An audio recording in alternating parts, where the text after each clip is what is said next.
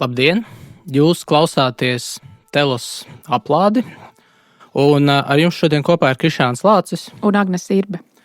Šodien mēs turpināsim risināt un apspriest tautsaimniecības vai ekonomikas tēmu.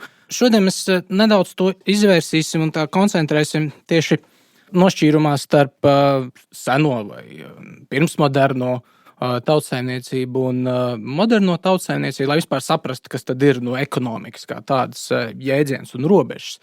Es par to pastāstīšu pēc tam, bet vispirms, Agnes, tu varbūt vari sniegt nelielu rezumē par to, ko mēs īsti gribējām pateikt pēdējā reizē, tos galvenos punktus. Jā, mūsu pirmajā aplādē par tautsaimniecību jeb ekonomiku mēs ieskicējām dabīgo tiesību teorijas pamatjēdzienus, kas attiec uz šo nozari. Ja? Tad mēs runājām par privātu īpašumu, mēs runājām par saimniekošanas mērķi, kas ir cilvēka iedabas pilnīgošana un jānodrošina 3 līmeņos, ja? Izdzīvošana, dzīvošana un laba dzīvošana. Mēs arī uzsvērām, ka saimniecībā un tautsaimniecībā pamata vienība ir ģimene, nevis indivīds, kā nereti uzskata mūsdienu ekonomiskajās teorijās. Un tā tas galvenokārt ir tāpēc, nevis vēsturiski iemeslu dēļ, bet tā tas galvenokārt ir tāpēc, ka ģimene un saime dabiski satura personas, kuras nevar piedalīties ne ražošanā, ne saimnieciskajā darbībā, aktīvā veidā. Ja? Proti mazi bērni, veci cilvēki, ja, kur ir ģimenes daļa un par kuriem tātad kādam ir jārūpējas. Dabīgo tiesību teorijā tie, kuriem ir atbildība par šiem nespējīgiem cilvēkiem, tie ir viņu tiešie radinieki, viņu ģimenes locekļi. Tas arī padara ģimeni par saimnieciskās darbības pamata vienību. Mēs vēl nedaudz pieskārāmies tirgošanās un apmaiņas sistēmas pamatā jēdzieniem un mehānismiem, uzsverot, ka tie vienmēr ir vien un tie paši un nav vēsturisko apstākļu, savā būtībā nav vēsturisko apstākļu noteikti. Mēs uzsvērām valstiskās kopības nozīmi ekonomisko procesu ne tik daudz regulēšanai, bet pakļaušanai augstāka līmeņa nepieciešamām un vajadzībām, ja, no kurām viena būtu teritorijas nosargāšana, no kura citu būtu likumības un likumīguma aizsardzība, rūpes par kopīgo labumu, kas ir augstāka nepieciešamība par individu, labklājības nodrošināšanu. Vai tu gribi vēl kaut ko piebilst pie kopsavilkuma? Man liekas, vēl viena lieta, kas arī zīmējas uz to, ko mēs šodien apspriedīsim, ir, ka mēs gribējām, es no savas puses tieši gribēju kritizēt ekonomiku vispār kā atsevišķu tādu cilvēka dzīves un darbības sfēru. Proti, kā mums ir tāda zinātne šobrīd ekonomika, kas apraksta cilvēka ekonomisko uzvedību, ir racionālās izvēles, ko cilvēks veic ierobežotu resursu, materiālu apstākļu stāvoklī. Un tas konservatīvais arguments, ko es mēģināju tā pārstāvēt, ir, ka ekonomika savulaik un arī lielā mērā vēl šodien tomēr ir sociāli determinēta. Un arī kaut kādā ziņā pakļaujama morāles kategorijām. Proti, ka ekonomika ir kaut kādā ziņā tāda kā morāles apakšnozara. Un šodien mēs par to parunāsim, vai ne? Jā, varbūt cilvēkiem tas teiksim tā, jēdziens ekonomika šķiet mulsinošs, tāds pašpietiekams, sevi atdalošs no visiem pārējiem diskursiem, ja tā var teikt. Bet iedomājieties, ja mēs teiktu nevis ekonomika, bet amatniecība, ja? Vai ēst gatavošana. Vai mums būtu šīs debatas? Vispār debatas par to, vai tā ir atsevišķa nozara. Bet, protams, ka ēst gatavošana var izšķirt kā atsevišķu nozari starp citām darbībām. Protams, ka ēst gatavošanai ir mērķis, ir jāpabaro cilvēki, pareizi. Protams, ka ēst gatavošanai ir morālās robežas. Ir izēvielas, kuras mēs neizmantosim, lai izgatavotu ēdienu. Ir prakses, kuras mēs nelietosim, jo tās ir amorāls, lai izgatavotu ēdienu. Ja? Varbūt būtu kaut kāda ārkārtas situācijas, bet tās mēs skatītu atsevišķi. Un, protams, ka būtu cilvēki, un katrā sabiedrībā tādi būtu, kuriem patiktu ēst gatavošana kā tāda, kā amats. Ja? Un viņiem nebūtu pat, ka viņi tam būtu gatavi gan arī veltīt visu savu laiku, viņpus tā, kas būtu nepieciešamais. Nu, proti, pēduši visi ir, bet dažiem patīk joprojām gatavot, jo vienkārši patīk šis amats. Un man šķiet, ka uz ekonomiku ir jāskatās līdzīgi. Ja viņi izdala kā atsevišķu nodarbošanās veidu, uzreiz gan tas pamatojums, gan tie jēdzieni kļūst skaidrāk, gan arī tās morālās robežas nospraužas. Vai tas palīdz, ja es tā saku? Jā, par to mēs šodien parunāsim, jo tieši tā grāmata, ko mēs esam paņēmuši šodien par tādu kā vadmotīvu vai refleksijas atspērienu punktu, tā tieši runā par to, ka ekonomika... Kura grāmata? Es tūlīt pastāstīšu, jā, bet tā grāmatas galvenā tēze tieši ir tāda, ka ekonomika ir kļuvusi par atsevišķu nozari un ka šobrīd modernā rietumu sabiedrība kaut kādā ziņā visa politika, sabiedrība ir pakļauta ekonomiskajai domāšanai. Protams, nav atsevišķa nozara, tā ir pakļauta. Bet klausieties, kas ir šī pa grāmatu.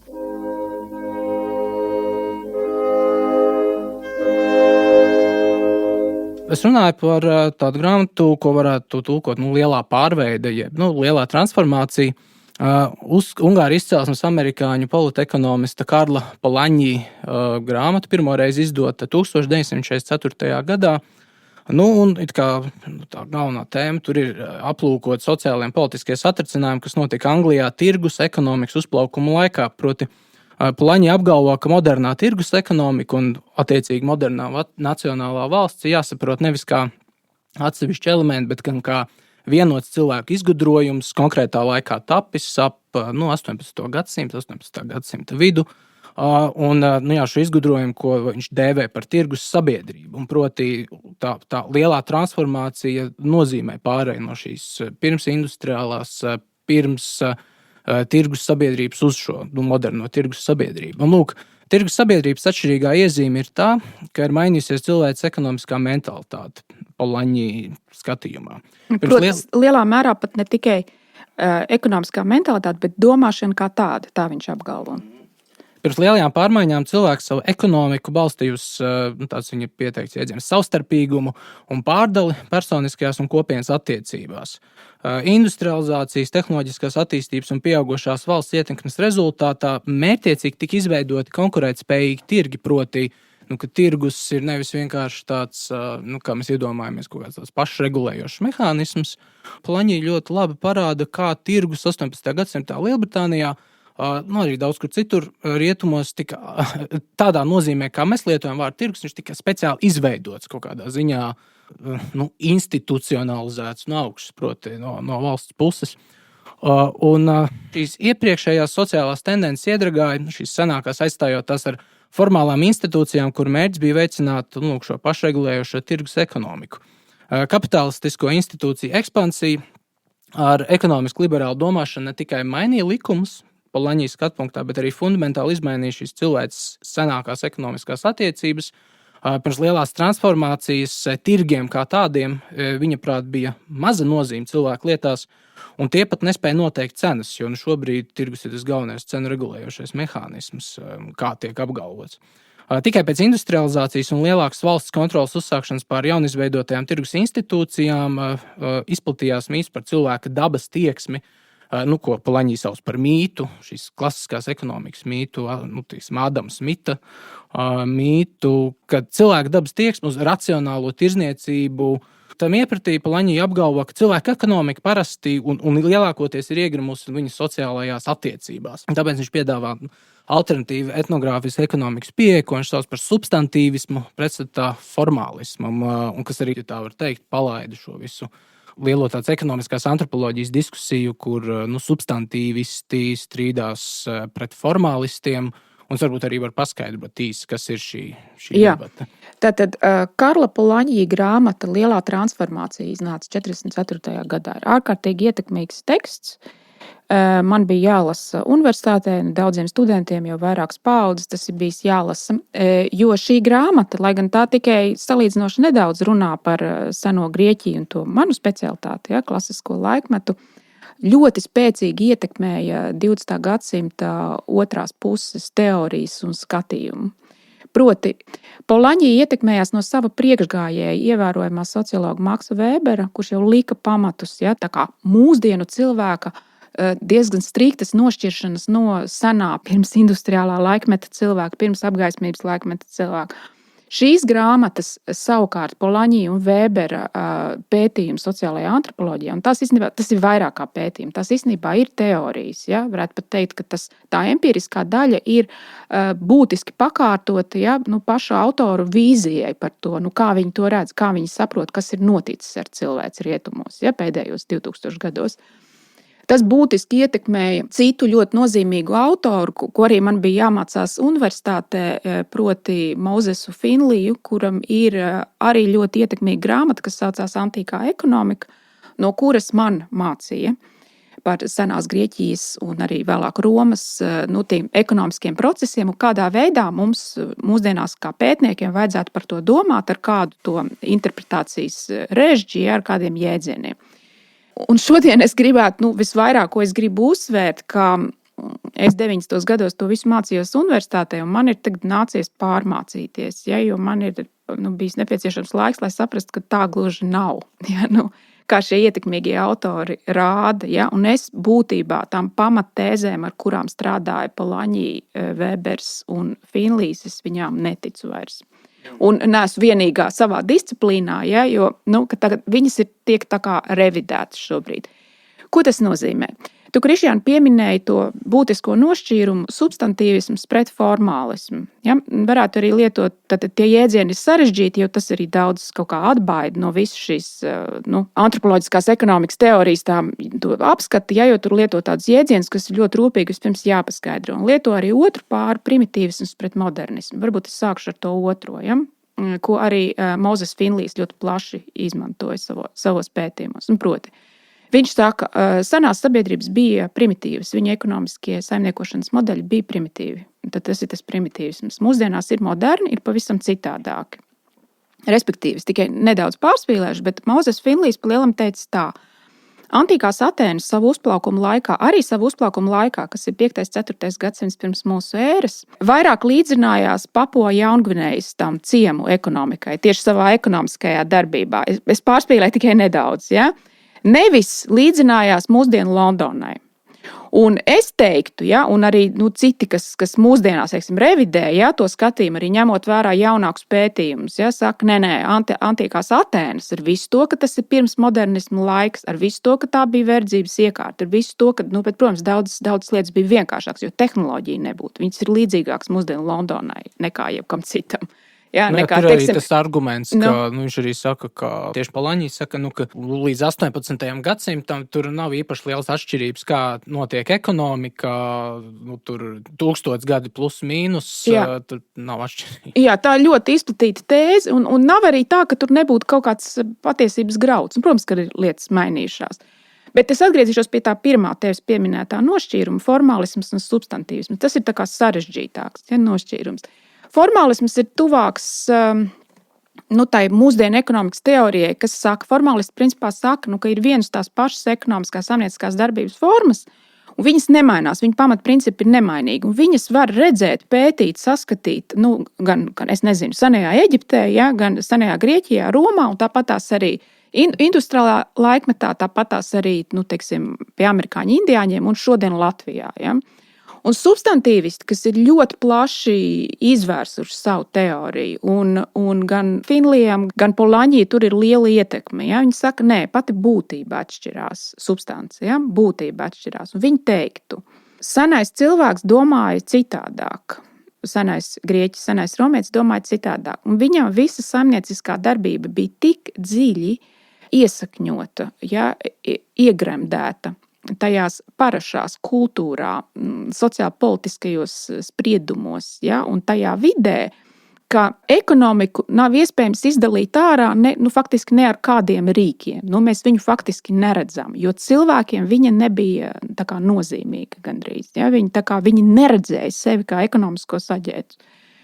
Tātad tur ir vairākas problēmas. Pirmā problēma ir, ka Mozes Finlijs un arī Polanyi, viņi pārāk daudz uzticās seno grieķu un romiešu filozofiem, kuri īstenībā nevis apraksta savu sabiedrību, bet priekšraksta. Ja? Tad izsaka brīdinājumus, ja? Teiksim, izsaka aizrādījumus, izsaka kritiku. Ja viņi izsaka aizrādījumus, izsaka kritiku, teiksim, Platons, Aristoteles, Ksenofons, vēlāk Cicerons un citi, tas jau nozīmē kaut vai to, ja, ka viņiem bija kaut kādas parādības viņu acu priekšā, kas viņiem nepatika, pret kuriem viņi kā filozofi vēlējās vērsties un, teiksim, ar saviem ētiskajiem, morālajiem argumentiem. Ja?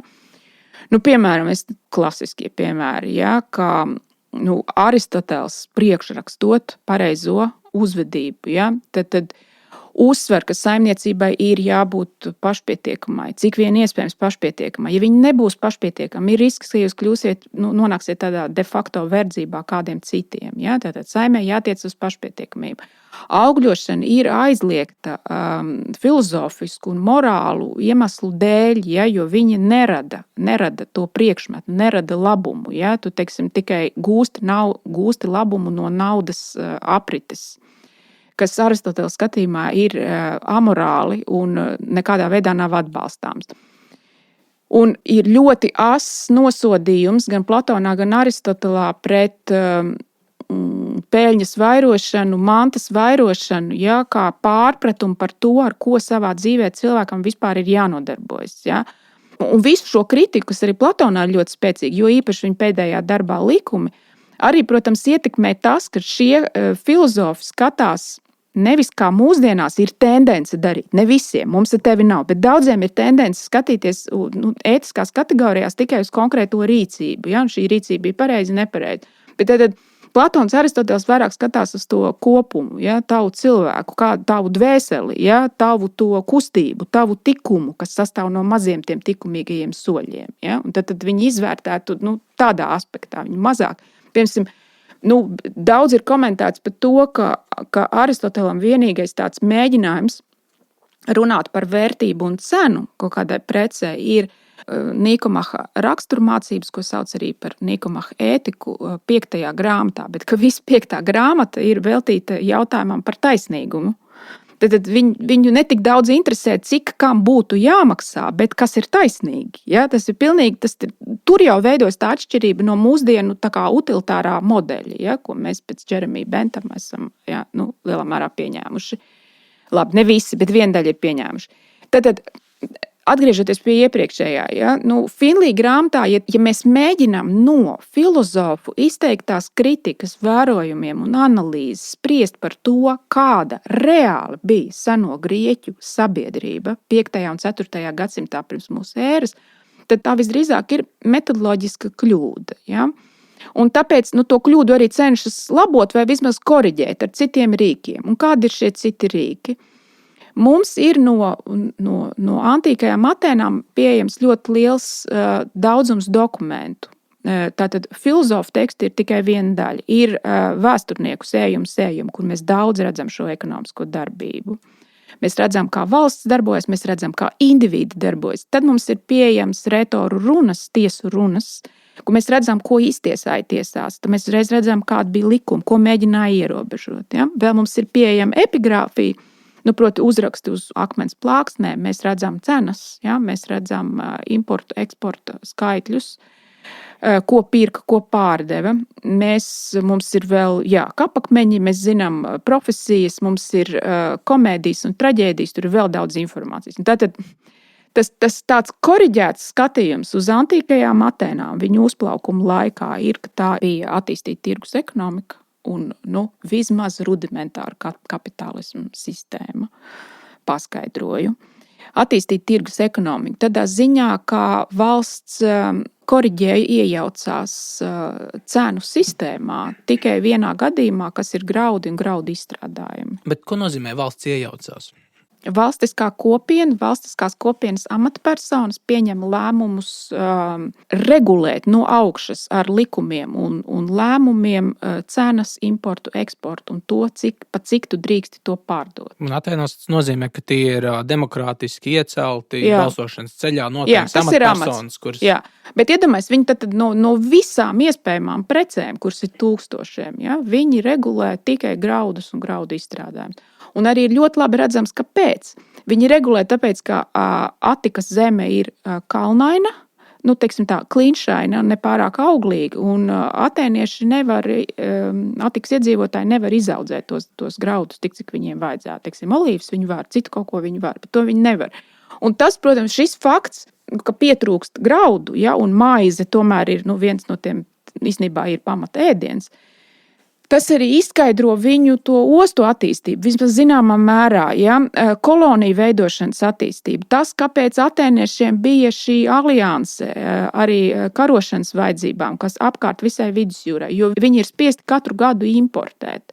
Tāpēc arī Melnās jūras baseins Atēnām bija ļoti nozīmīgs daudzus gadsimtus, jo tā ir savā ziņā viņu graudu klēts. Ja? Viņiem vajag šo floti, viņiem vajag kuģus, kas pirmkārt apsargāt tur tās vietas, otrkārt, ka viņi var iegādāties tur tos graudus, ja, un katru gadu atvest. Šis fakts, ka viņiem nepietiek maizes, viņiem nepietiek graudu, izskaidro arī, vismaz daļēji izskaidro virkni lēmumu, ja, ko valsts amatpersonas pieņem. Ja. Piemēram, mēs redzam tai pašā gan Platonā, gan Aristotelē tiek pacelts jautājums par bērnu skaitu. Un mēs redzam, ka ir dažādi posms, kad uztraucās, kad ir dzimstība pārāk zema, teiksim, kara rezultātā ir pārāk daudz kritušo un vajag viņu pacelt. Bet tad ir arī tāds nopietnas uztraukums ik pa brīdim. Ko darīt tajos gadījumos, ja pārāk daudz dzimst, ja pārāk augsta dzimstība? Jo tad ir skaidrs, ka pēc 10 gadiem pietrūkst to graudu. Tad vajag kaut kādu ekspansiju. Ja? Bet tā kā Atēnas pašas par sevi palielināt nevar, ja? Jo tur ir tas krasts. Ja? Tad meklē tos risinājumus. Bet tā ir attīstīta tirgus ekonomika. Ja? Un man varbūt cilvēkiem liktos pārspīlēt tas, ko es saku. Ja? Bet, ko tas nozīmē? Ka Atēnās ir milzīgs tirgus, agora, kas ir pat sadalīts sekcijās, ka ir īpašas amatpersonas, kas tur pārbauda svarus, ja? Un, lai nenotiktu krāpšanās, to gan pārbauda. Bet ka tās cenas neregulē. Un mēs zinām, ka no ostām viņi importē visdažādākās lietas, ir no senajām komēdijām, tā kā saglabājušies tie saraksti, ko tu varēji nopirkt.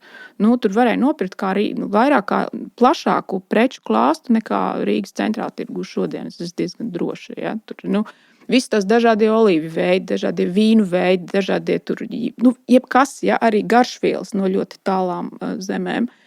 Un tas tirgus ir brīvs, jo, pārdevējs uzliek savu cenu, un pircējs var izvēlēties, vai viņš pirks vai nepirks par šo cenu, un attiecīgi viņš var iet pie kāda cita. Šī konkurence netiek ietekmēta. Bet tas ir, vismaz tas, kā tu raksturo šo Atēnu tirgu, tas būtiski neatšķirās arī no tādiem tirgiem, kādi, manuprāt, pastāv arī pirms modernajā, piemēram, Latvijā. Senajā Latvijā tāds Daugmales tirgus 11. gadsimtā vai Jūrpils tirgus vai Mežotne, tie tādi lieli tirgus centri, kuri tieši ir speciāli veidoti kā tirzniecības centri. Ne tik daudz tur militāru nozīmi, bet viņiem ir tirzniecība, viņi spēlē kaut kādu lomu tajā vietējā ekonomikā, un kādas tur tās mazās pusvalstiņas eksistē.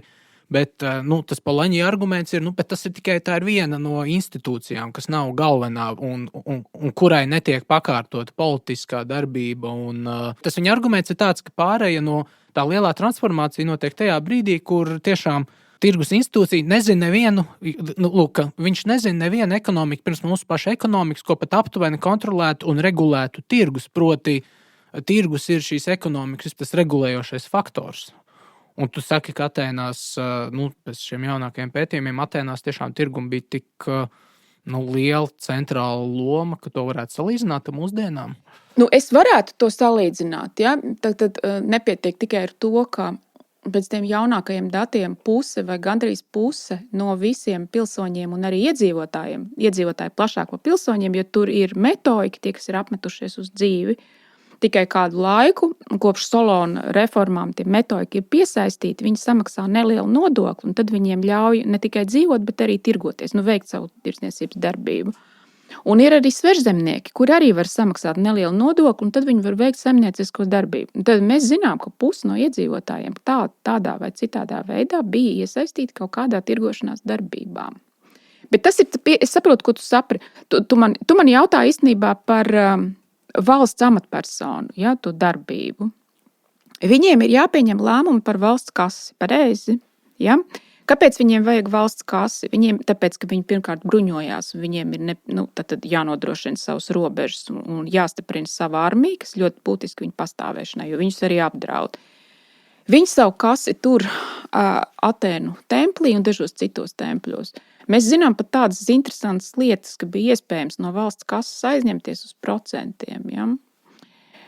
Mēs zinām, agrāk uzskatīja, Finlijs tā kā drīzāk domāja, kur valsts ņem naudu. Un Finlijam drīzāk šķita, ka ticamākais izskaidrojums, ka ir sudraba raktūs, tā sauktās Lauriānas sudraba raktūs, netālu no Atēnām. Un tur strādā 3000 vergi, tur ir, bet, lai gan tā arī pieder privātpersonām, ja, vismaz daļēji. Bet, teiksim, valsts no turienes ļoti daudz iekasē. Un tad tur ir tas lielais, pārdodot to sudrabu, ir tā nauda, ar kuru tad var celt tempļus, labi iekārtot ielas, uzturēt armiju, aprīkot floti. Un mūsdienās drīzāk vairāk uzskata, ka visvairāk iekasēja valsts kasē no importa un eksporta. Ja? Mēs redzam to, katram maksājot to tā saukto eisforā, ja, nodokli. Mēs redzam to Atikas keramiku tur līdz pat Kersonēzei. Ja? Mēs redzam viņu visur. Ja? Tad viņu eksportēja masīvos apjomos. Mēs redzam arī, ka ir fiksēti 170 amatu nosaukumi. Ja? Mēs redzam to ražošanas apjomu. Mēs redzam, ka ir līru rūpnīca, mēs redzam, ka ir vairogu rūpnīca, mēs redzam, ka ir gultu rūpnīca. Jā, mēs redzam skulptūru darbnīcu, un ka daudz ko no tā tad ražo vairāk nekā vajadzētu uz vietas pašiem, ja? Un ka tas pārpalikums veido to bagātību. Bet atgriežoties pie tā valsts lomas, ja? Atēnu pilnsapulce, tā ir demokrātija. Atēnu pilnsapulce lemj katru gadu par to attiecīgo gadu. Viņiem nav. Tas būtu tā atšķirība, drīzāk tā atšķirība no mūsdienām. Ja? Viņiem nav tāda plānošana, to mēs neredzam vismaz. Ja? Tāda plānošana 5, 10, 15 gadus priekšu. Ja? Tas bija varbūt kaut kā, grūtāk, nenoteiktāk. Ja? Varētu teikt, ka tā vispār demokrātija jau tolaik tika kritizēta, ja? Gan dēļ tā, kaut kādas volatilitātes dēļ, ka viņi ir šaudīgi, svārstīgi. Pūļa vara. Jā, pūļi, ja, demagogu ietekmes dēļ, ka viņi ir tāda, ja. Bet būtiski ir arī tas, tā kā pilsoņi tās balsošanas tiesības ir visiem, ja, kas nozīmē gan tiem pašiem nabadzīgākajiem, gan tā sauktajai vidusslānim, gan arī tiem bagātajiem. Ja. Tad visiem šiem pilsoņiem ir tomēr kaut kā jāspēj vienoties par tām robežām, kurās tā sauktā materiālā nevienlīdzība ir pieņemama, ja, lai viņi, lai nebūtu tas naidīgums starp bagāto pusi un to nabadzīgo pusi. Ja. Piemēram, Aristoteles ļoti, ļoti uztraucās par to. Ja. Viņš vispār saka, visas valsts pilsoņu kopums dalās divās daļās, bagātie un nabagie. Un ir jāmēģina veidot tas vidējais, tas polsterējums, ja, lai viņi nenīstu viens otru. Ja. Un mēs to rīvēšanos redzam. Mēs redzam, ka tiesu runās, mēs redzam, ka nabagie nāk un sūdzās tiesās, ka viņiem visu atņem pēdējo, ādu nodīrā. Bagātie atkal sūdzās, mums visu laiku uzliek leiturģijas, mūs visu laiku vajā, liek mums apmaksāt to, liek mums apmaksāt kaunina mūs par šito te un tā, ja? Mēs redzam to. Un neskatoties uz to, mēs tomēr tā Atēnu demokrātijas vēsturē nav īsti redzami kaut kādi tādi pilnsapulces lēmumi, ja, kas būtu klāji netaisnīgi pret vieniem vai pret otriem. Ja? Tas vidusceļš tika tā kā atrasts. Ja? Tas nozīmē, ka tā kopējā sistēma darbojās par spīti filozofu kritikai, par spīti visādiem uztraukumiem, ja? Par spīti tam, ka tiešām ir redzams tās parādības, pret kurām filozofi asi vērsās, ja? Ka proti parādu verdzība, ja? Kaut kādas nekārtības, ja? Neatdoti procenti. Tad, kur rodas tā nepieciešamība ņemt tos parādus, ja? Aizņemties no bankām. Mēs zinām 30 baņķieru vārdus. Ja domāju, diezgan daudz, tomēr Atēnas nav tik liels. Jā, baņķieru vārdus. Ja. Vārds baņķieris ir moderns, bet kas tas ir? Tas nāk no trapēze, kas ir galds, ja? Un tas ir arī tas naudas maiņas galds. Ja? Un tā kā ir tās daudzās valūtas senajā pasaulē, tu iebrauc Atēnās no kaut kādas citas vietas, tev ir jāmaina tā nauda. Tad, kad tu nevari nopirkt. Un no tiem pašiem cilvēkiem, pie kuriem tu maini to naudu, tad tu arī vari aizņemties uz kaut kādu procentiņu, cik kaut kam. Ja? Un tā aizņemšanās, tā aizņemšanās uzņēmēju darbībai, viņi ir absolūti nepieciešama Atēnu tajā situācijā, jo tā kā viņiem ir nepieciešams importēt un eksportēt preces, viņiem ir vajadzīgi kuģi, ar kuru to darīt. Kuģis ir ļoti dārgs. Tad vajag aizņemties, lai viņu uztaisītu vai nofraktētu no kāda cita. Tur uzreiz ir tas risks, kuģim var uzbrukt pirāti un nolaupīt to visu. Viņš var arī, ciest vētrā un aiziet bojā. Ja? Tur mēs uzreiz redzam visu to riska aprēķināšanas daļu. Ja? Es gandrīz pat teiktu, ka tā Atēnu demokrātija bija spiesta attīstīties šajā, ja tā var teikt, tautsaimnieciskās domāšanas virzienā, ja, jo vienkārši citādāk nebija iespējams izdzīvot. Un kamēr Sparta gāja citu ceļu, vai ne? Jā, Sparta gāja citu ceļu, jā. Kur tiešām ir nevis otrādi, ka tas iespējas man kāds par Spartu radies, un kāpēc, piemēram, 18. gadsimtā tāds Žaks Ruso apbrīno Spartu vairāk nekā Atēnas. Viņš apbrīno tieši tāpēc, ka spartiešiem ir vairāk politiskie, morālie tādi paražu uzstādījumi, tur kareivīgums un militārisms, Militārisms vispār kā tāds etos, kam tiek pakārtot arī visa ekonomiskā sistēma. Tur viņi tiešām nestrādā, viņi īpaši nepelna naudu. Bet viņiem arī nav tas jādara, jo to dara heiloti un perioiki. Ja? Savukārt atēnieši strādā līdztekus saviem vergiem, un daudziem arī nav vergu. Tā ir cita sistēma. Jā, mēs skatāmies tieši uz Atēnām, nevis uz Spartu kā uz to iedvesmojošo paraugu, vai ne? Nē, bet tas pat nav, ka tas ir iedvesmojošs paraugs. Tas ir vienkārši tas, ka tātad Sparta bija ļoti noslēgta. Tas ir atsevišķs aplādes tēma, ja? Sparta arī fascinē. Bet tā bija ļoti noslēgta, mums ir mazāk zināšanu. Un pats sliktākais ir tas, ka lielākā daļa tekstu par antīko Spartu ir uzrakstījuši atēnieši. Kā viņiem ienaidnieki. Jā, lielā mērā Sānceņš. ienaidnieki. Tāpēc, kad Spartieši apkaroja arī kultūru, to, ko mēs saukt plašā nozīmē par kultūru. Viņiem ir militārie marši, daži dzejnieki, ja? Bet viņiem nav savu autoru. Vai nebija, vai neļāva, vai, es nezinu. Ja? Tātad, ja visu informāciju par Spartu mēs ņemam no Tūkidida un Ksenofonta, ja? un nedaudz no Platona un no Aristotela, tad Aristotels sāk ar to, ka, Jā, Spartā ir daudz slavē viņu valsts iekārtu, vienlaikus piebilstot, ka Spartas iekārta ir uzlikusi tik lielas prasības pilsoņiem, ka viņi nevar izturēt. Viņi slēp uz zogās, lai pēstu kaut ko citu bez savas asiņu zupas. Ja? Viņiem ir tās asinis vāra, mežcūku vai kādas, neatceros, ar kaut kādām klimpām. Un pielēj to, kā to sauc, etiķi klāt. Ja? Tas, ko viņi ēd. Un viena daļa nevar izturēt, viņi gribās kaut ko saldu un tā. Tad tie panākumi bija diezgan izcili, bet tomēr Atēnu modelis liekas, es nezinu, ilgtspējīgāks. Galu galā tas arī tuvāks tam, kā mēs mūsdienās joprojām. Jā, bet tu izklausies skeptisks. Nē, man ir sava apsvēruma, un es par to pastāstīšu, bet vēl bišķi, ka es mēģināšu būt Polanyi pusē, piemēram. Skaidrs, ka tajā grāmatā Polanyi saka, tomēr arī Atēnas mēģina iedalīt tajā pirmsmodernajā saimniekošanas veidā, kur tirgus nespēlē tik lielu lomu, un viņš ka ir tā substantīva, tātad visādi sociālie regulējumi un sociālās saites, goda sistēmas arī spēlē lielu lomu. Piemēram, paklausties šo Polanyi citātu, un vai to var attiecināt uz jaunākajām zināšanām par Atēnām, piemēram, citai. Transformācija pārveid nozīmē, ka mainās sabiedrības locekļu rīcības motīvi. Iztikas motīvs jāizstāj ar peļņas motīvu. Proti, iztika, tas viņam ir šis pirmsmodernais motīvs. Iztika un sagādu, to viņš sauc par pirmsmodernu ekonomiku. Jāizstāj ar peļņas motīvu, kas ir modernais.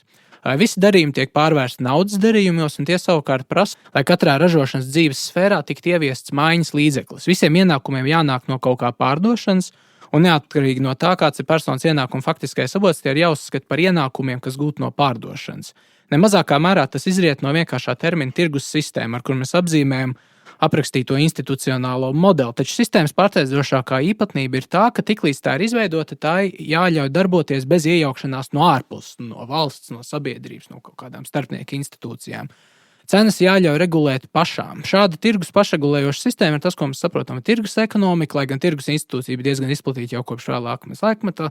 Loma saimnieciskajā dzīvē bija tikai papildu, proti šis peļņas un iztikas gūšanas motīvs, kas ir liederības maksimizācijas motīvs, ko sauc par klasiskās un arī neoklasiskās un šīs formalistiskās skolas pieeja, kurš Polanyi prāt nebija raksturīgs atēniešiem. Jā, tas ir interesanti, no kurienes viņš to ņem. Man ir viena versija, šo apgalvojumu, ka viņš to ņem no Ksenofonta sokratiskā dialoga mājsaimniecība, jeb ekonomika, ja, ekonomikus saka. Tur ir redzama tā, ko mēs varētu nosaukt par atēniešu aristokrātu skatījumu, ja, kuram ir tas morālais elements. Tātad viens no dialogu dalībniekiem saka, aptuveni, ja, tad rezumējot to domu, ka pārdot lietas, sev ražot lietas, lai viņas pārdotu, ja, un tad gūt no tā peļņu ir netikumīgi atēniešu, tātad kalos kagatos, ja, daļkrietnējai džentlmenim, kā varētu teikt. Ja. Bet savukārt sev piederošo īpašumu attīstīt, uzkopt, sakārtot, padarīt ražīgāku tādā veidā, lai tam pieaugtu vērtību un tad to pārdot. Tas ir krietnes darbs, jo tu esi ieguldījis tajā zemes gabalā, tu esi padarījis viņu labāku. Ja. Un tur Sokrats viņam iebilst, un tad Sokrats ar viņu debatē, bet arī Sokrata kritika par visu veidu to peļņas gūšanu, ja, tā vietā, lai rūpētos par savu dvēseli, vai ne? Arī diez vai būtu uzskatām par tādu plaši izplatītu nostāju un skatījumu. Ja? Tad tā problēma ir, kāds ir atskaites punkts. Ja mums par to, kā domāja senie atēnieši, nav pieejams statistikas pētījumi, ja, šāda veida, diemžēl mums nav, ja, tad mēs varam tikai ekstrapolēt no esošajiem avotiem. Mēs varam to darīt divos veidos. Viens ir tas, kas parādās runās, grāmatās, tekstos, filozofiskos darbos. Otrs, no kā ekstrapolēt, varbūt labāks, ja, ticamāks, ir mēģināt saprast, kā reāli dzīvoja, kā darīja. Nevis ko runāja, nevis ko Perikls saka savās runās, ja? Nevis ko kāds džentlmenis Xenofonta dialogā tur skaļi deklarē, kā vajag darīt. Ja? Bet to, ko mēs redzam, un to mēs varam, teiksim, izvilkt ārā tikai no dokumentāliem, no kaut kādiem faktiem, ja? No kaut kādas fiksētas realitātes, ja? No izrakumiem, no tā, ka mēs redzam dzīves līmenis pieaug, ja? No tā, ka mēs redzam, tātad imports bija tik apjomīgs, ka varēja atļauties to un to, ja? Tātad tai naudai vajadzēja grozīties, ja? Tātad to kuģu bija pietiekami daudz, ja? Tātad tirgus bija pietiekami masīvs un apjomīgs, ja? Tātad arī valdības amatpersonas viņu nevis bremzēja, ja? bet teiksim, mēģināja veicināt. Kāpēc veicināt? Tāpēc, ka viņiem ir jāieņem katru gadu tie nodokļi, ja? Kāpēc viņiem ir jāieņem? Jo viņiem ir nepieciešams tātad apmaksāt tiesu darbu, apmaksāt pilnsapulces darbu, apmaksāt sociālos pabalstus, kas bija pietiekami attīstīti senajās Atēnās bāreņiem un arī invalīdiem, jo īpaši karā invalīdiem. Ja? Stiprināt armiju, viņiem nav no kurienes citurienes paņemt to naudu. Ja? Tagad man liekas, ka es aizstāvu to pozīciju, ka tas pamatprincips bija, viņš ir salīdzināms ar mūsdienu Londonu. Ja? Muļķīgs piemērs, bet man šķiet, viņš ir salīdzināms ar mūsdienu Londonu un nav pamata, skatoties tajā empiriskajā realitātē, nav pamata ticēt Polanyi, ka šie cilvēki, senie cilvēki kaut kā domāja vai sprieda kā valsts vīri vai kā pilsoņi būtiski atšķirīgi nekā mēs. Vienlaikus atzīstot, ka reliģija spēlē nozīmi, ja? Tajā veidā, kā cilvēki funkcionē savās privātajās dzīvēs. Kā jau tu minēji, goda un kauna jēdzieni spēlēja nozīmi, ka bija diezgan dziļi iesakņoti priekšstati. Piemēram, viens no tiem pietiekami plaši izplatīts, ja? Ka ir slikti Atēnu pilsonim strādāt kāda cita pilsoņa labā. Drīzāk uzskatīja, ka, ja tu strādā, tā kā kalpo kādam citam viņa, teiksim, uzņēmumā vai pie viņa, tad tu pārdod nevis tikai savu darbu, kā mēs mūsdienās uzskatīt, bet tā kā arī pats sevi, tu paverdzini sevi. Ja? Tad, tajā ziņā tiek uzskatīts, ka tas ir diezgan slikti, no tā vajadzētu absolūti izvairīties. Ja? Un tas ir tas pašpietiekamības moments. Ja? Brīvais pilsonis nekalpo citam pilsonim, viņš ir pats par sevi. Vienlaikus, es vēl gribu uzsvērt, tur arī Polanyi, tas būtu svarīgi, tur, teiksim, no Polanyi to varētu ekstrapolēt, ja, un pārveidot tādā mūsdienīgākā izteiksmē. Uzsverot, ka antīkā pasaule, ne tikai Grieķija, bet arī Roma, labāk pazīst luksus preces vai luksus kaut kādus priekšmetus nekā ērtības. Tā ir liela atšķirība, vai ne? Ja? Tad tu antīkajā pasaulē vai senajā Maķedonijā vai senajās Atēnās, tu redzi greznību. Ja? Tu redzi, ka cilvēkiem, kas ir pārtikuši vai kas ir kaut kādos augstos amatos, un kur vēl ķēniņiem, viņiem ir kaut kādas lietas, kas ir ārkārtīgi dārgas, vērtīgas un skaistas, ja? Ar zeltu, ar dārgakmeņiem, ar kaut ko tādu. Ja? bet tu neredzi tās ērtības. Savukārt mūsdienās pēc industriālā laikmeta sākuma, jo īpaši pēc Otrā pasaules kara, es teiktu, ka bagātais, pārtikušais cilvēks pirmkārt pērk, man tā šķiet, ja, pirmkārt pērk ērtības, ērtumu. Un šis uzsvars uz ērtumu antīkajā pasaulē vispār nav redzams, jo tās ir militāras kultūras, kur pilsoņi ir karavīri, ja, un arī pilsoņu sievas ir karavīru audzinātājas. Ja.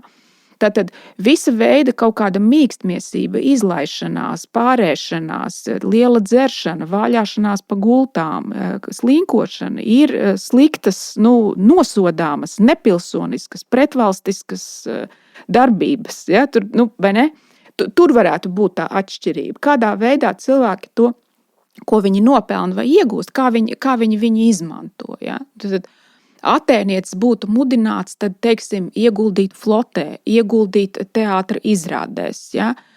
Ziedot tempļiem, palīdzēt aprīkot tempļus, tāpēc, ka reliģija ir ļoti nozīmīga cilvēkdienā. Viņš būtu mazāk ieinteresēts, salīdzinoši mazāk ieinteresēts sev dzīves ērtības kaut kā fantastiski uzlabot, lai viņam tad vispār 10 gadus nekas nebūtu jādara, viņš varētu gulēt mājās un atpūsties. Ja? Tā varbūt būtu tā atšķirība. Mm.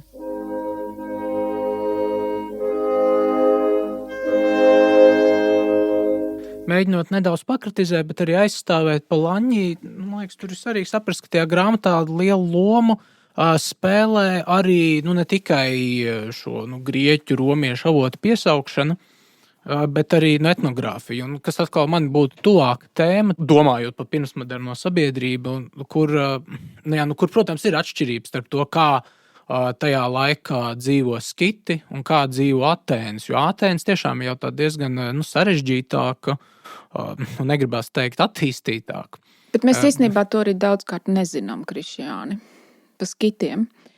Atvainojos, tev pārtraucu. Es biju kaut kad Berlīnē pirms pāris gadiem, un bija tā skitu zelta izstāde, ko viņi tur sarakuši kaut kur. Ja? Tas bija kaut kas pilnīgi neticams, kas viņiem tik tur nebija. Kādi viņiem bija ieroči, kādas viņiem bija rotas lietas, kādi viņiem bija auskari un nezinu kas, un kausi un tā. Labi, mēs varam teikt, tā ir augstā aristokrātija. Jā, bet tā ir vienīgā, ko mēs redzam.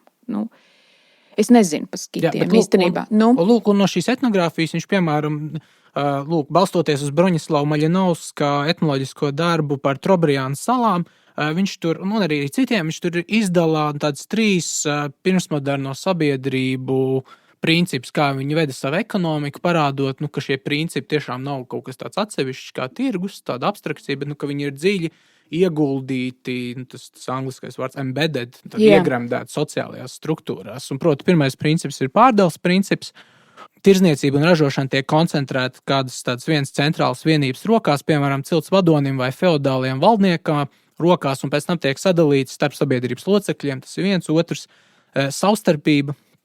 Preču apmaiņa balstās uz savstarpēju apmaiņu starp sociālajām vienībām. Makro līmenī tas ietver arī preču ražošanu, lai tās dāvinātu, piemēram, citām sociālajām grupām. Un trešais ir šī maisaimniecība ekonomika, kas, protams, bija arī Atēnās, tātad ekonomika, kurā ražošana koncentrējas uz atsevišķām maisaimniecībām, ģimenes ražo pārtiku, tekstilu izstrādājumus un darbarīkus, pašu lietošanai un patēriņam, nevis lai pārdotu un maksimizētu savu peļņu, kā tā klasiskā. Un viņš saka, tas ir šie 3 principi, kas ir pirmsmodernajās sabiedrībās, kā tiek vesta ekonomika, vai drīzāk politekonomika vai socioekonomika, pārdales princips, savstarpība, maisaimniecības ekonomika, kur atkal tie tirgi vai tirgus ar lielo T nespēlē tik lielu lomu. Jā, iespējams. Kaut kādā mērā, jā. Protams, ka kaut kādā mērā viņam ir taisnība, ja? Bet es tik un tā neredzu to substantīvisma pamatojumu. Ja? Vai drīzāk nav tā, ka cilvēki bija gatavi un griboši darīt to pašu, cīnījās ar tām pašām kaislībām.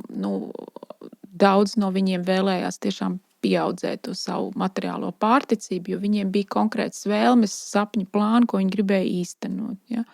Bet ka vienkārši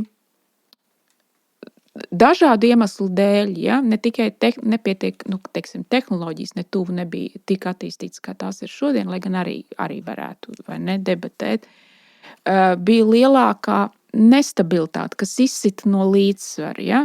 Mēs skatāmies to pašu Peloponēzes kara laiku, ja, tad tur ir tātad pirmkārt ienāk armija iekšā, ja, sagrauj tur mājas, ja, uzreiz viss apstājās, viss tā darbība, labība nevar novākt, tagad kaut kas jāņem tikai no krājumiem ir. Nākamajā gadā sākas mēris, epidēmijas, ja, nomirst cik 40% gandrīz no iedzīvotājiem pilsētā. Ja, iedomājies, kā tas izsit vispār jebkādu ilgtermiņu plānošanas iespējamību, ja. Mirstība ir ļoti augsta. Tad tur gadsimtu iepriekš pēkšņi visi priecīgi, laimīgi dzīvo, pēkšņi uzbrūk persieši, ja, ārprāts, kas vispār notiek. Visi pilnīgi pārbijušies un tā. Un tad gribās teikt, jā, mūsdienās ir stabilitāte lielāka. Nu, vai tā ir, ja?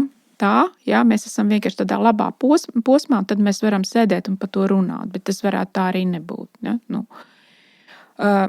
Zini, kas man ir man tā kā radījis to lūzumu un šaubas par to, ko man bija jāmācās universitātē un arī jākārto eksāmenos. Kā es sacīju, ja, par Finliju, Weberu, šīm grāmatām, un arī Poloņī laikam nebija, bet es to vispār tās teorijas mums tā kā mācīja.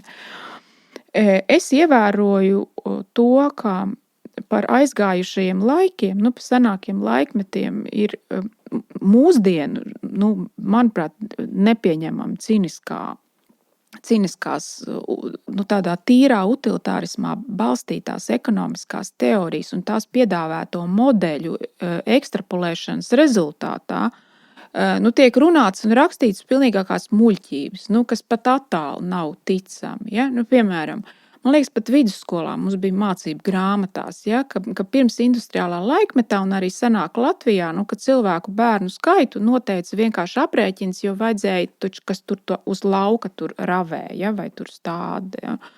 Vai tas liekas vispār ticami, ja, ka pirms 100 gadiem tie mūsu senči bija tādi, ka viņiem bija tikai viņiem principā radīja bērns, tāpēc, ka vajadzēja kalpu, ja, vai tas ir ticami? Ja.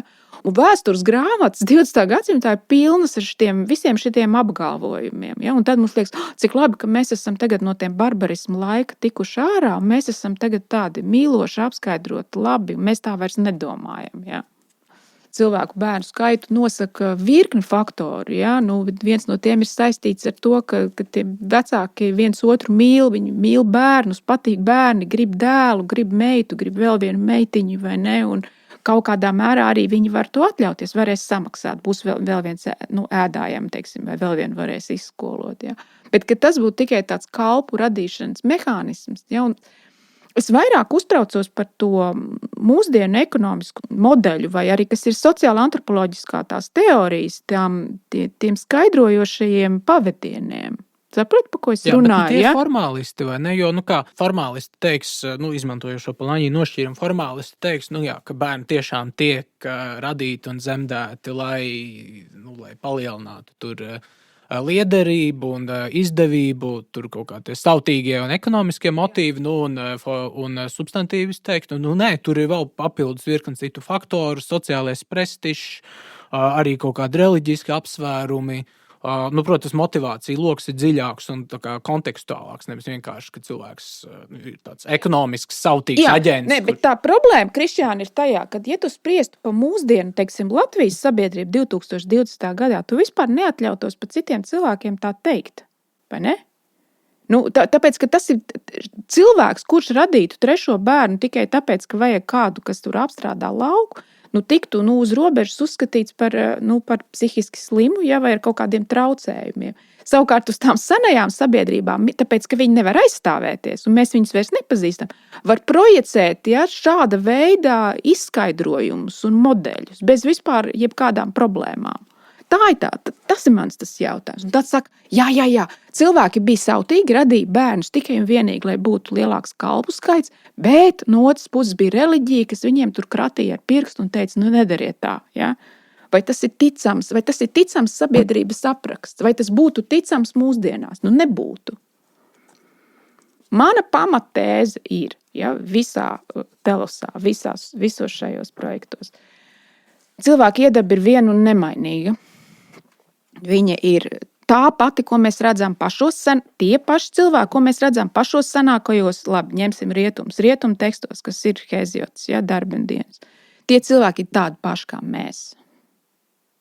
Un neatkarīgi neatkarīgi no tehnoloģijām, neatkarīgi no sava laika arī paražām, viņi grib tiecas, viņiem labais ir tieši tāds pats kā mums. Un viņu kognitīvās spējas saprast ir tāda pati kā mums, dažos gadījumos pat labāk, ja spriežam pēc Platona un Aristotela. Un tas ir viss, nav bijis nekāda progresa. Ir viens un tas pats. Jā, un tas nozīmē, ka ekonomiskā uzvedība, kas izriet no šīs vienotās cilvēka dabas, gan Atēnās, gan pie skitiem, gan 18. un 19. gadsimta Londonā, gan šodienas Latvijā, gan arī pie Fidžijas salās. Jā, gan Fidžijas salās, gan pie vikingiem, ka šī ekonomiskā uzvedība izriet no šiem vieniem, no šīs vienotās nemainīgās cilvēka dabas.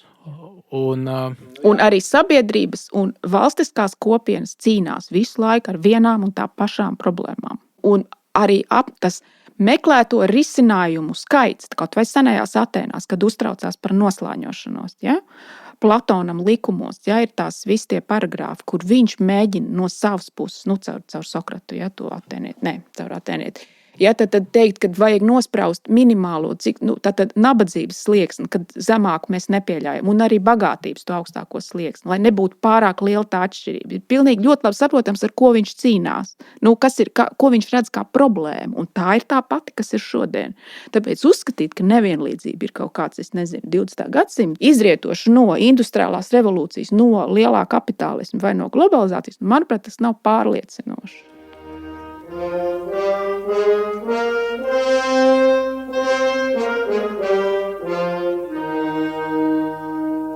Tas, kas man pārliecina Polanyi grāmatā, drīzāk ir tas uzsvers, ka ap 18. gadsimtu notiek kaut kas izšķirošs, drīzāk tajās tiešām sociālajās struktūrās vai tehnoloģijā vai varbūt arī materiālos apstākļos, kādos cilvēks dzīvo. Teiksim, labi, cilvēka daba un viņa motīva un arī ekonomiska uzvedība paliek vienota, bet 18. gadsimta acīm redzot pirmkārt tiek izveidot šī lielā spēcīgā valsts, absolūtā valsts, kas dažādās formās, tobrīd absolūtais valdnieks, pēc tam absolūta administrācija, mūsdienās šī labklājības valsts. Proti, šī valsts ir tik liela, un vienlaikus, kam es arī tiecos piekrist, ka šī valsts kaut kādā ziņā un tiešām, man tas izklausās pārliecinoši. Valstī ir vienkāršāk operēt un pretnostatīt sevi tirgumu vai tādiem abstraktiem tirgus mehānismiem, kas ir tiešām tāda, nevis konkrēti tur lopu tirgus vai graudu tirgus, bet tirgus kā tāda liela, šie grafiki, kas skraida,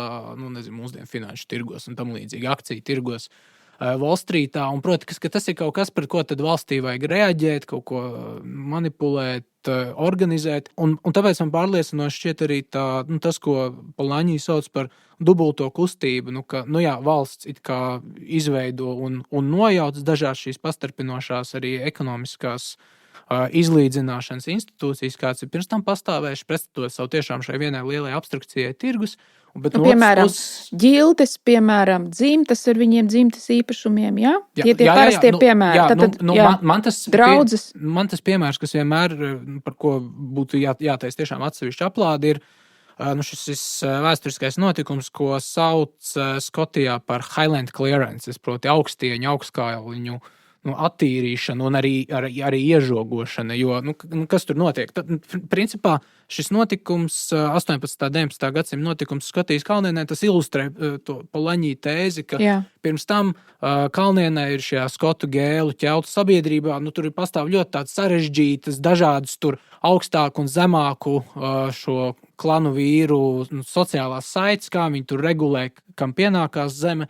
Ganību teritorijas ir kopienas, kolektīvi apsaimniekots, un tad viņi tur regulē, kuram, lai nebūtu galēji tāda nabadzības apstākļi. Un tad vēlāk, protams, zeme tiek 18. gadsimtā arī kaut kādā ziņā gan šī politisko procesu, gan arī sociālās inženierijas, gan arī dažādi teorija iespēja, un tad zeme tiek komercializēta, viņi tiek iežogota, to pārvērst par tirgus preci, un tad šie visi cilvēki, kur dzīvoja tur augstienēs Skotijā, viņi tiek aizdzīti kaut kur citur. Un līdz ar to zūd arī tā sociālā loma, kāda bija privāta īpašuma. Jo tur ir starpnieki, viņiem tiešām bija svarīgi nodrošināt, lai katram būtu pieejami, lai cilvēki nenonāk galējas nabadzības apstākļos. Un tad, 19. gadsimtā līdz ar teritoriju iežogošanu un zemes komercializāciju ļoti daudz cilvēku no šiem Skotu kalnieniem nonāk galējas nabadzības apstākļos. Kāpēc? Jo Polanyi saka, jo tirgus un šis sautīguma princips, ka tas kļūst par sabiedrības dzīves noteicošo principu - komercializācija, liederības maksimizācija, sautīgums. Un tu nepiekrīti, ka tur tomēr notiek kaut kāds lūzums, ka viens netikums tiek iznests priekšplānā un tad padarīts, principā nosaukts par labu. Jā, pagaidi. Labi, tas ir vienā zemē notikums, vienā laika posmā, labi saprotu, kas Poloņī grāmatā ir izmantots kā spēcīga ilustrācija. Ja? Labi. Bet ja mēs runājam par tādu milzīgu plašu laika posmu, ja, kas ir vairāk kā 2500 gadi, vai ne? Labi. Vai tā problēma nav tāda vēlreiz, ja? Kas bija seno Atēnu trumpis? Seno Atēnu trumpis bija lielā mērā tāda izcila personība kā Sokrats, ja, kurš radīja Platona skolu, tad Aristotela skolu un virkni visus tos mazos sokratiķus, tādus kā Ksenofonti. Ja. Un tad iedeva viņiem tā kā rokās, ja, vairākām paaudzēm tos filozofiskās kritikas, morālās kritikas rīkus pie tam izcilā kvalitātēm. Vai nav tā, Krišjāni? Ka mūsdienu, vai es nezinu, Skotijas, ja, problēma ir tajā, ka tie cilvēki, kuri var uzturēt kaut kādu to diskursu, teiksim tā, ja, ka viņiem trūkst šo kvalitatīvo filozofu, es atvainojos par tādiem izteikumiem, un tā vietā ir tādi puskoka lēcēji, ja, galējie utilitāristi, kas uzbāžas ar savu ekonomisko modeli, piedāvājot to kā kaut kādu galējo patiesību un atklāsmu. Ka mums vienkārši trūkst filozofiskas kritikas tiem konsultantiem, kas nonāk pie valdībām un kas līdzdarbojas tajā, lai tiek veidota, piemēram, tautsaimnieciskā politika. Varbūt var tā teikt? Ja? Man ir tendence atkal pie visu vainot sliktus filozofus. Ja? Bet pēdējos 200 gadus šo funkciju, ko tu mini, modernās rietumu sabiedrībās pilda sociālistu marksisti. Kur tad kritizē šo liederības maksimizācijas un sautīguma un galējā utilitārisma politekonomisko sistēmu, kā viņi to nosauc. Viņi ir pildījuši šo kritikas funkciju, un šobrīd viņiem ir kā tāds jauns vējš burās ir dažādiem neomarksistu ekonomikas teorijām. Par ko mēs parunāsim citreiz. Jo gal galā, uzreiz steidzoties notikumiem pa priekšu, mēs kā tādi konservatīvi vai tradicionāli teiktu, ka marksistiskā teorija lielā mērā ir šīs klasiskās ekonomiskās teorijas, tāds kā obvers. Bet mēs to šobrīd nevaram. Nē, mēs to šobrīd nevaram, bet arī, labi, es esmu 3 reizes mēģinājis izlasīt Marksa Kapitālu, es turpināšu censties. Es toties esmu izlasījis Kārļa Marksa to disertāciju. Ja? Tajā disertācijā jau taču ir redzams, ka šis nav, es atvainojos, ja? Šis nav, šim cilvēkam nav attīstīta vispār filozofiskā un morālā domāšana. Ja? Labi, viņš var strādāt ar ekonomikas jautājumiem, labi, par vērtībām, par cenām, ar to, ja, bet, tas nav cilvēks, uz kuru darbu būtu jābalsta visas, teiksim, tā civilizācijas nākotne, ja, Vai kapitālismu kritika? Vai kapitālismu kritika. Es atvainojos, ka es tā runāju, jo es vispār nekas neesmu. Es esmu Agnes no Pārdaugavas. Ja? Marks nesaprot, un 20. gadsimta virkni visiem šitiem marksismu sekotājiem. Viņi nesaprot kaut kādas elementāras lietas, ko labs Aristotela skolnieks būtu sapratis 24 gadu vecumā. Ja? Tagad iepriekšējā sarunas daļā mēs vainojam filozofus, tagad mēs varam vainot vienkārši izglītības sistēmu. Jau tas vien, ka bija vajadzīgi tik daudz gadu, lai uzrādītu kaut kādus trūkumus, ja, šajos vadošajos autoros, ja, kā Finlijs, Vēbers un Polanyi jau. Kāpēc man tas vienkārši tika nolikts priekšā, ka tā ir, ja, augstskolā. Es varu kritizēt savu Strasbūras universitāti. Tur jau pietrūka kaut kāds kritiskais izvērtējums, vai tas vispār ir ticami, ko viņi stāsta par antīkajām Atēnām. Vai ne? Kaut vai tā, ja. Tā tad izglītības problēma. Es nezinu, Marksam pievērsīsimies citā reizē, bet taču nevaram. Jā. Bet tas ir viens no tādiem kritiķiem, par ko mēs viens no modernās ekonomiskās sistēmas kritiķiem, par ko mēs parunāsim arī citreiz. Jā. Labi, mēs iezīmējam to problēmu loku. Jā, un nākamajā reizē gribam runāt par šodien jau vairāk kārt minētajiem lielajiem Atēnu filozofiem un viņu skatījumu uz saimniekošanu un tautsaimniecību. Jā, kas nav tikai aprakstoši, bet arī priekšrakstoši. Bet ir priekšrakstoši, jā, un nav novecojis, manuprāt. Ar jums šodien kopā bija Krišjāns Lācis un Agnese Irbe.